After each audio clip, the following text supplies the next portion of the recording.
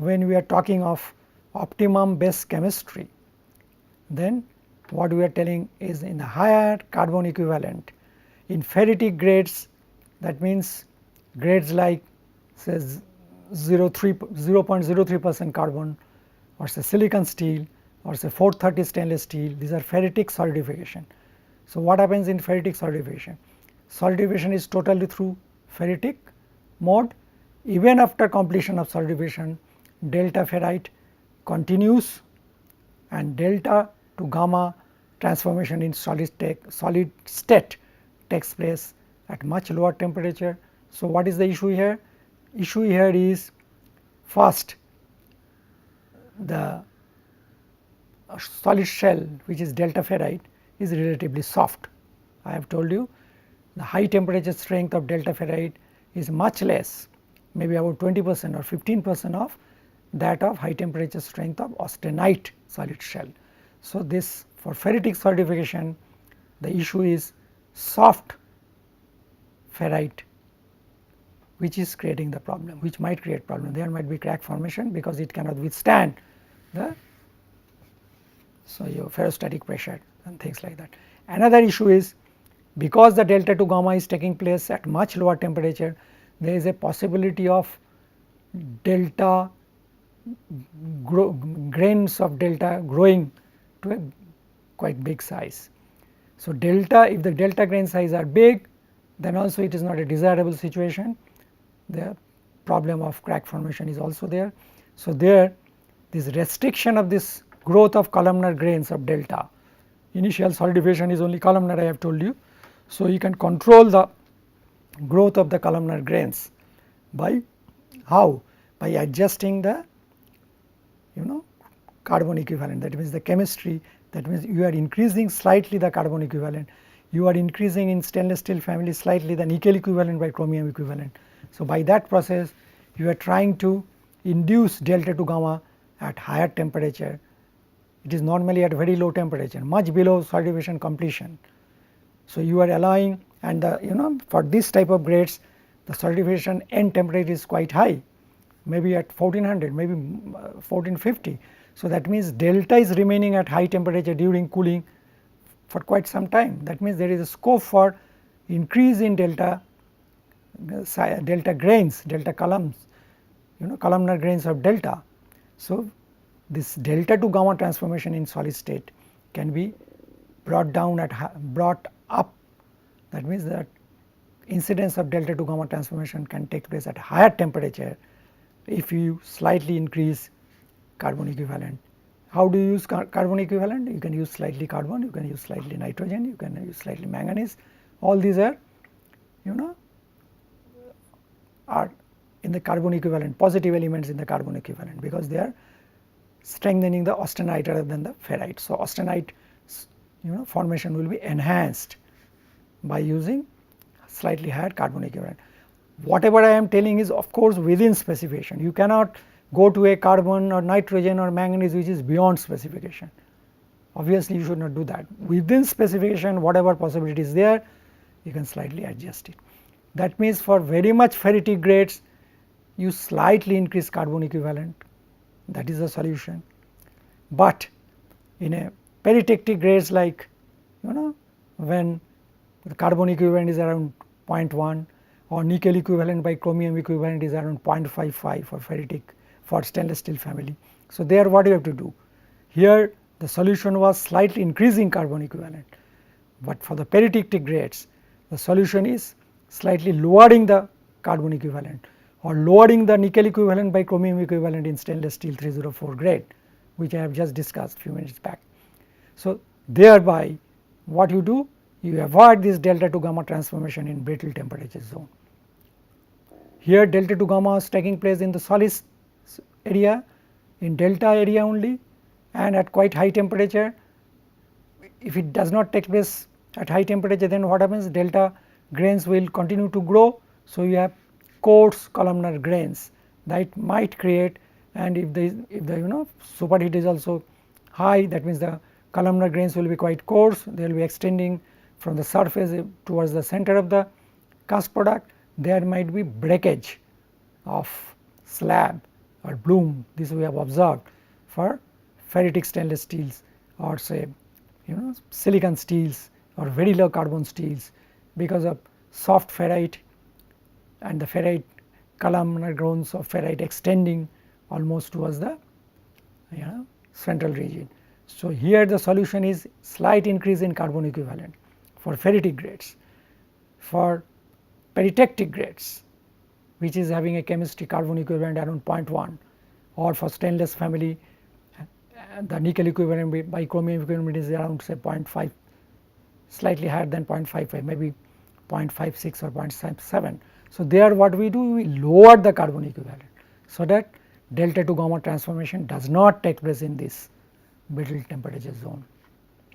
So, depending on the grade, we have to make some adjustment in chemistry, minor adjustment in base chemistry within specification of course. Then I have talked about the effect of residuals. What I have talked about in peritectic grades, I have mentioned that we have very coarse austenite grains.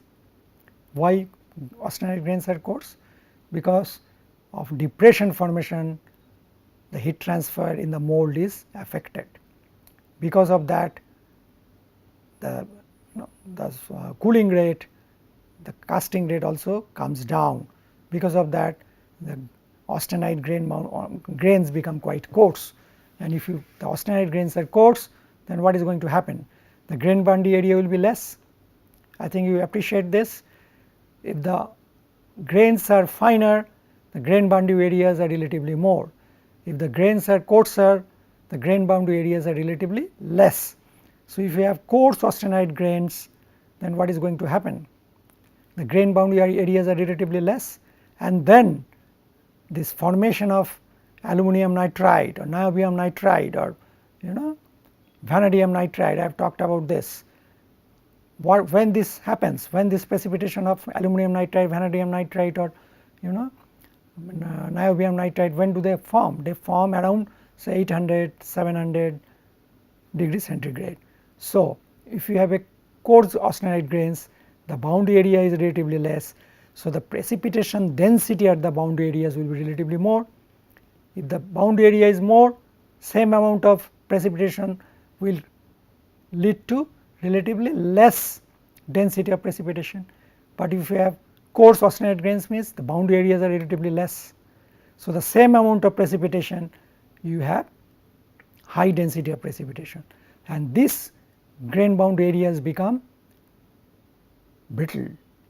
So, that is why this particular temperature range I have mentioned earlier, around 700, around 650, around 750, this is again a low temperature brittle zone. So, we have to avoid this zone, we have to avoid formation of this nitrides. So, what is the way out? Your nitrogen has to be low, aluminum has to be low. Normally we do killing with aluminum, but for that we need only maybe 0.2 aluminum, but sometimes people use more of aluminum.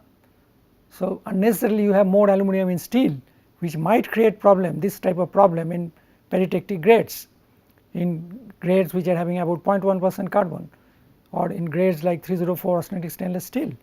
So, we have to be careful about peritectic grades.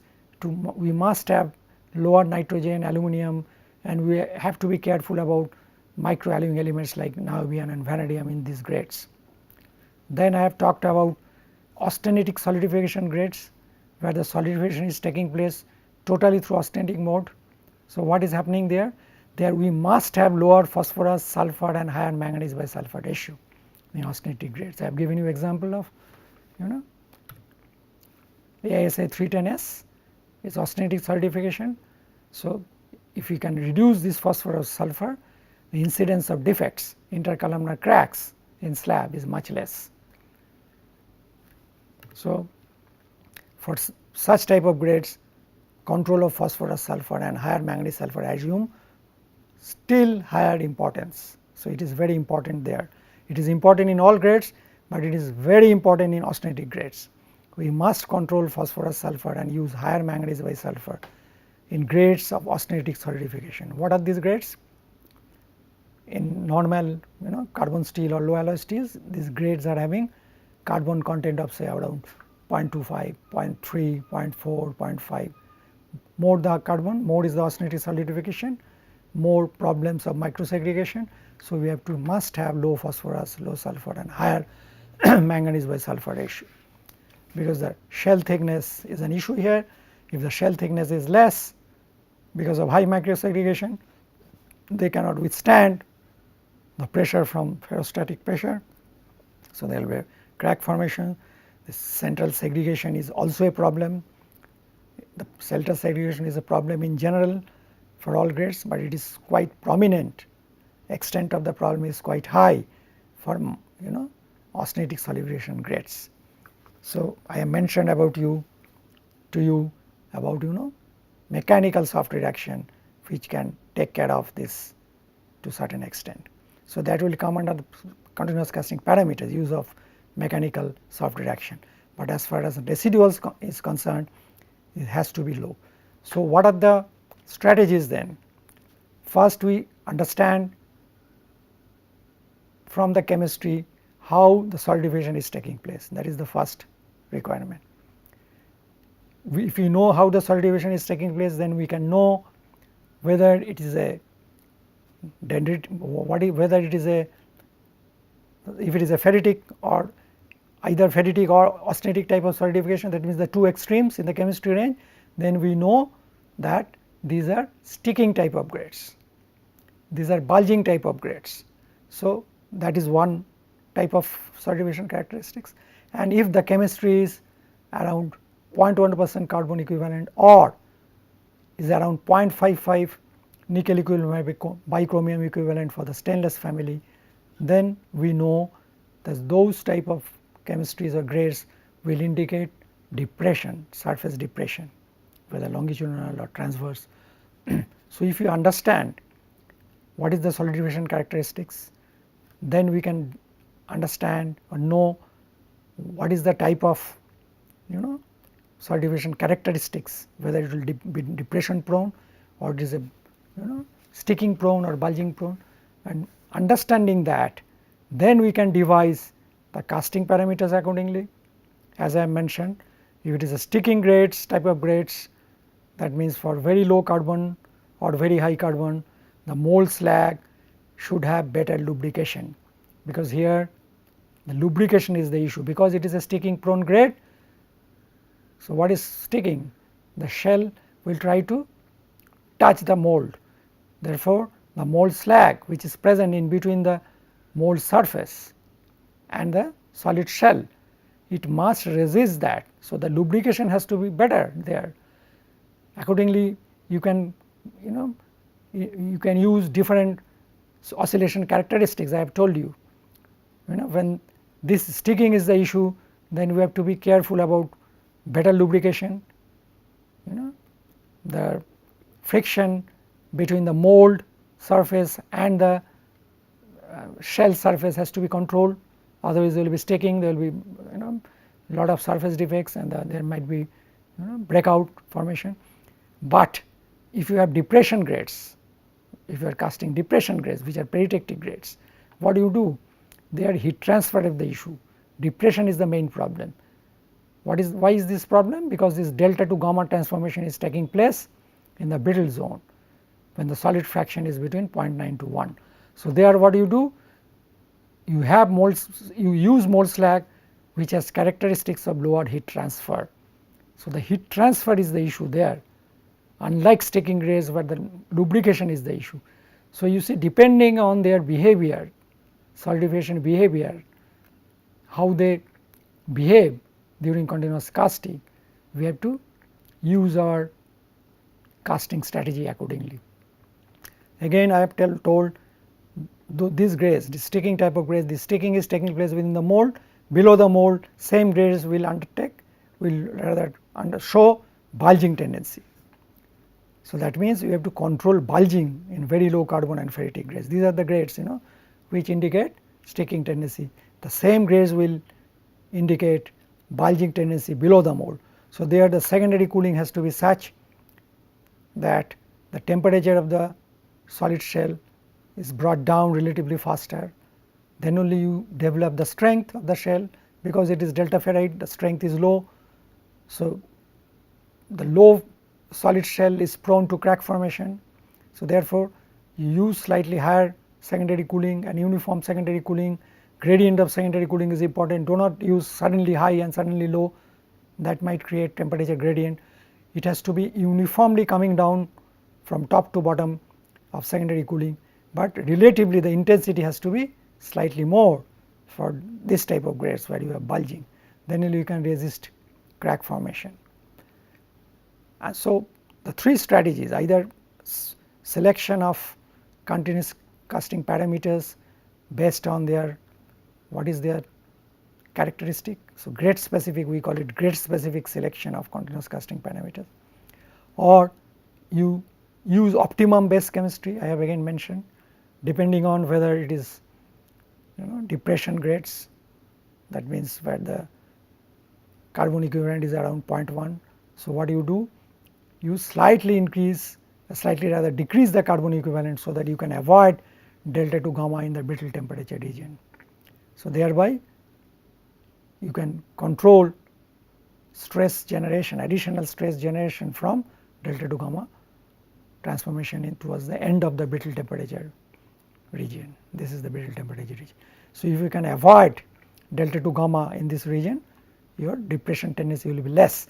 That is what you do by using lower carbon equivalent, or as I have shown you, given the example, by decreasing the nickel equivalent by chromium equivalent to a value which is lower than the 0.55, which is the start of the peritectic chemistry. If it is lower, at lower value of the peritectic chemistry, so the delta to gamma transformation takes place at lower than the solidification completion temperature. That means when the brittle temperature we can avoid. So, this is the strategy which we had opt. So, either you use the base chemistry within specification, adjust it accordingly to take care of the particular solidification characteristics. For ferritic grades you use higher carbon equivalent, I have mentioned why, and for peritectic grades you use lower carbon equivalent. Of course, within specification, I am again and again telling, within specification whatever range of chemistry you have, within that you can make some adjustment, minor adjustment, so that you can avoid this brittle temperature zone for peritectic grades, and you can have delta to gamma transformation relatively at higher temperature and restrict growth of delta ferrite columns, delta ferrite columnar grains. So, this is a strategy which you adopt. Minimum residuals of course is required for all grades, but for certain grades it is more pertinent. Which are the grades? Either in peritectic grades you should have lower nitrogen or aluminum to avoid formation of aluminum nitride or micro nitrides or microalloyed microalloying elements like niobium nitride or vanadium nitride at the coarse austenite grain boundaries I have told you, which happens in peritectic grades, which is a problem in peritectic grades because of surface roughness. Because of the surface roughness, heat transfer is slightly lower, and because of that you have coarse austenite grains, and because of that the grain boundary areas are relatively less, and the density of these precipitations, aluminum nitride will precipitate in all grades, but if the grains are coarse, austenite grains are coarse, then the density of aluminum nitride precipitation at the grain boundaries is relatively more for coarse grains, because grain boundaries are less. So, that is why this is a problem for peritectic grades where the grains are relatively coarse. So, we have to be careful about this. And then as I have told you, phosphorus sulfur and manganese bisulfur has to be low in all grades to control microsegregation, but this is particularly important for grades where austenitic solidification is there. So, there you have to be more careful. So, these are the three broad strategies one should follow, either selection of casting parameters, after understanding the solidification characteristics. So, we call it grade specific selection of casting parameters. We know how a particular grade will behave during solidification, accordingly we decide the casting parameters. Then we know the broad how the broad grades the grades will broadly follow the solidification pattern. Accordingly, we adjust the in small amount we adjust the chemistry within the specification to take care of the problems. I have given several examples of this. Then of course, residuals you have to control, whether it is phosphorus sulfur and manganese by sulfur ratio for controlling segregation, or for avoiding the brittleness at around say 700 degrees centigrade, in particularly for the peritectic grades where the austenite grains are coarse. So, we must have relatively lower nitrogen and aluminum in these grades. Unnecessarily high aluminum we should avoid and try to use lower nitrogen. We try to control nitrogen. I mentioned earlier that nitrogen is a residual, we do not want high amount of nitrogen unnecessarily in any grade. So, again control is very important. So, these are the strategies one should adopt to enhance the quality of steel cast product, and if the quality of the cast product is good, then for the rolled product, that means after rolling you have a good quality on the surface. I think I have covered most of the issues related to the quality of cast product. Thank you very much.